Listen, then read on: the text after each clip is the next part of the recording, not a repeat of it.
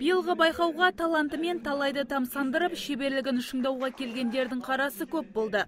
Яғни қалалық сайысқа қатысып, бағын сынауға 40 үміткер өтініш білдіріпті. Алайда бүгінде оның 13-і ғана іріктеуден өтті. Барлығы сайдың тасындай іріктелген. Жеңіске деген құштарлығы самалдай есіп тұр.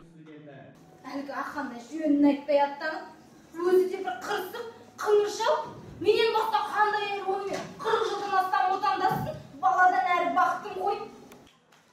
Жарыста алғырлығы, әртістік қабілетімен ерекшеленгендердің бірі Әзімхан Исабек. Ол Мұхтар Әуезов атындағы Қазақ мемлекеттік университетінің 1-ші курс студенті. Бүгінге дейін ол Абай, Шәкәрім оқуларына қатысып республикаға жолдама алған. Өнерлі жігіт аталмыш жарыста да қабілетін тиісті дәрежеде көрсетіп, олжасыз қайтпаймын дейді.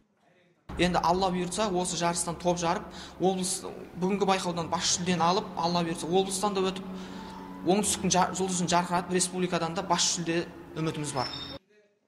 Оралхан Бөкей атындағы көркем сөз оқу шеберлерінің 17-ші байқауы 3 кезеңнен тұрады. Алғашқысында прозалық шығармаларды, кейінгі турларда драмалық туынды мен өлеңді мәнерлеп оқу қажет. Қатысушылардың жас ерекшелігіне де мән беріледі. Яғни 15 пен 30 жас аралығында болуы қажет. Жеңімпаз республикалық жарысқа жолдама алады. Ал осымен 17-ші рет дәстүрлі түрде өткізіліп отырған сайыстың қатысушыларға берер мол. Мақсаты да айқын.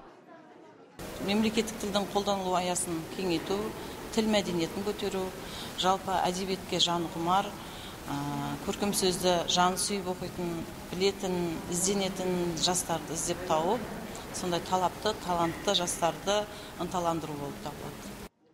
Алуан жүйрік бар әліне қарай шабады. Қатысушылар сахна төріне шығып, бар жігерлерін салды. Ал көрермендер болса, ұялы телефонның шырмауына шырмалып, ойынның қызығына батып отырды. Тіпті сұлу сөздің құдіретін естімек түгілі көзінің қиығын салуға қиынсынды. Таңшолпан Шамбай, Мұхаммед Али Абдықадыр, Сәкен Серқұл, ТВК телеарнасы.